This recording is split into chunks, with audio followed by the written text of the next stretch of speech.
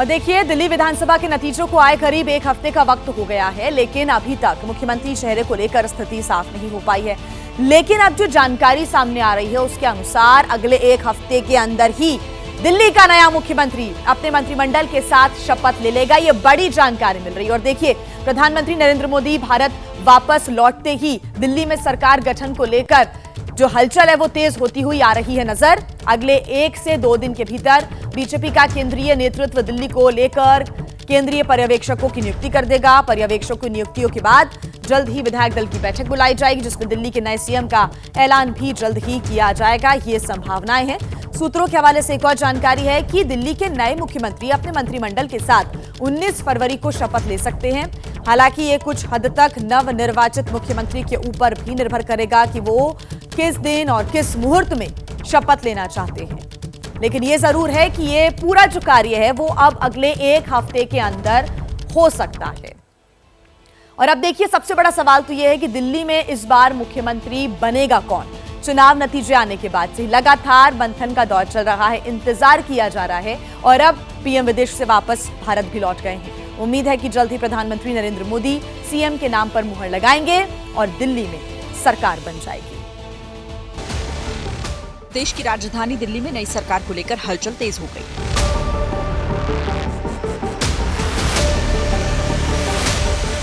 ABP news को सूत्रों से जो जानकारी मिली है उसके मुताबिक 19 फरवरी को दिल्ली का नया सीएम शपथ लेगा। इससे पहले 17 या 18 फरवरी को विधायक दल की बैठक होगी। उसके लिए पर्यवेक्षकों के नाम 2 दिनों में तय किए जाएंगे। जो पर्यवेक्षक बनाए जाएंगे वही सीएम के नाम का ऐलान करेंगे।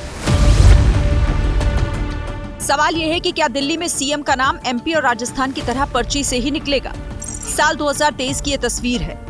राजस्थान में सीएम चुनने के लिए राजनाथ सिंह पर्यवेक्षक बनकर गए थे। वसुंधरा राजे को उन्होंने पर्ची थमाई थी, तस्वीरें वायरल हुई थी। बीजेपी जैसे चाहे सीएम चुने, जिसे चाहे सीएम चुने, लेकिन पिछले 48 घंटों के भीतर पार्टी के अंदर लगातार मंथनों का दौर जो चला है उसने सीएम के नाम पर सस्पेंस बढ़ा दिया है। हर बैठक के साथ 1-2 नए नाम पॉलिटिकल कॉरिडोर में उछलने लगते हैं। सीएम के नाम के लिए जो 5 चर्चित चेहरे इस वक्त रेस में नजर आ रहे हैं उसमें प्रवेश वर्मा, रेखा गुप्ता, विजेंद्र गुप्ता, वीरेंद्र सचदेवा, सतीश उपाध्याय के नाम शामिल हैं। इन 5 नाम में से सिर्फ वीरेंद्र सचदेवा अभी विधायक नहीं है, लेकिन बाकी चारों नाम विधायक हैं और दिल्ली बीजेपी की राजनीति में पुराना नाम है। इन 5 नामों में प्रवेश वर्मा पहले दिन से आगे चल रहे हैं, लेकिन बाकी नामों ने प्रवेश वर्मा के समर्थकों की धड़कनें बढ़ा रखी हैं। प्रवेश वर्मा फ्रंट रनर इसीलिए भी माने जा रहे हैं क्योंकि दिल्ली में उन्होंने अरविंद केजरीवाल को हराया है। पार्टी के चर्चित चेहरा हैं। बीजेपी जिस हिंदुत्व की राजनीति को पसंद करती है, दिल्ली में उसका पोस्ट बॉय माने जाते हैं।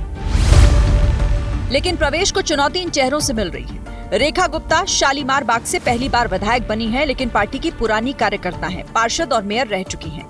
विजेंद्र गुप्ता अभी विपक्ष के नेता थे, केजरीवाल की लहर में भी विधायक बने, रोहिणी से जीते हैं।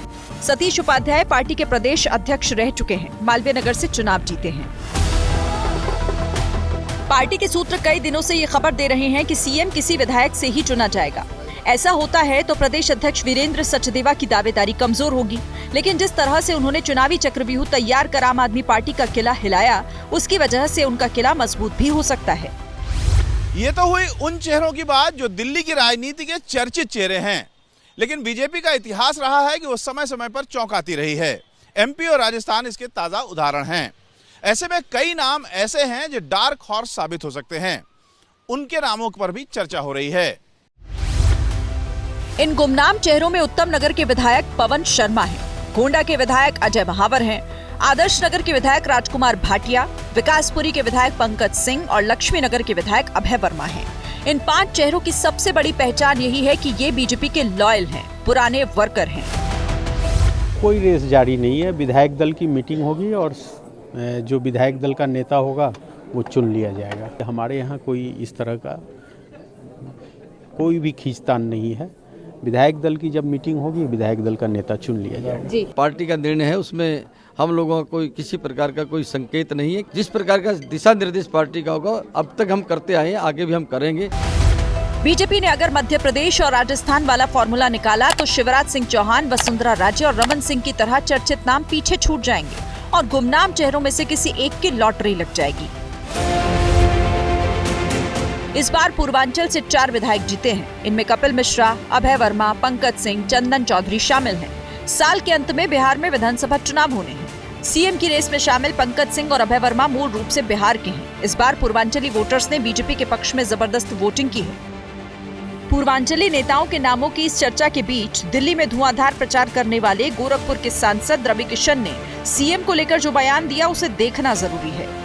कोई ऐसा फेस प्रधानमंत्री जी का संगठन चुनेगा जो 20-25 साल तक चेहरा बने रहे और पार्टी की सेवा करते रहे और इस दिल्ली को एक राजधानी, अद्भुत राजधानी बनाए। कोई भी कार्यकर्ता हो सकता है, पहली बार का विधायक हो, कोई भी, यही तो भाजपा की सुंदरता है। दिल्ली में बीजेपी 26 साल बाद सरकार बनाने वाली है और ये पहला मौका है जब दिल्ली एनसीआर में सिर्फ और सिर्फ बीजेपी की सरकार होगी। यूपी में योगी आदित्यनाथ सीएम हैं, हरियाणा में नायब सिंह सैनी सीएम हैं, राजस्थान में भजन लाल सीएम हैं। ऐसे में जब बीजेपी दिल्ली के लिए सीएम चुनेगी तो न सिर्फ आस पड़ोस के जातीय समीकरण का ख्याल रखेगी बल्कि भविष्य में होने वाले नफे और नुकसान को भी तौलकर फैसला लेगी। हो सकता है आने वाले दिनों में जिन राज्यों में चुनाव है वहां के समीकरण को भी ध्यान में रखकर फैसला लिया जाए। अब बीजेपी का सीएम बनने के लिए खूबी क्या चाहिए उसे समझिए। असल में बीजेपी तत्काल 2 मुद्दों का समाधान चाहेगी। पहला यमुना की सफाई का होगा, दूसरा दिल्ली को प्रदूषण मुक्त बनाने का। इन दोनों के समाधान का विजन जिस नेता के पास होगा वो खुद ब खुद सीएम की रेस का फ्रंट रनर बनेगा।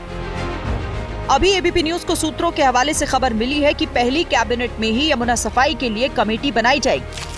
26 साल बाद दिल्ली में बीजेपी सत्ता में वापस लौटी है। प्रधानमंत्री नरेंद्र मोदी के प्रधानमंत्री बनने के बाद ये पहला मौका होगा जब दिल्ली में बीजेपी का सीएम होगा और खुद प्रधानमंत्री भी देश की राजधानी दिल्ली को एक वर्ल्ड क्लास सिटी बनाना चाहते हैं।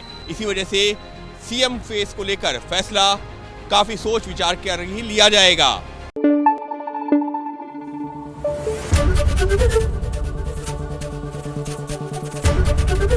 एबीपी न्यूज आपको रखे आगे।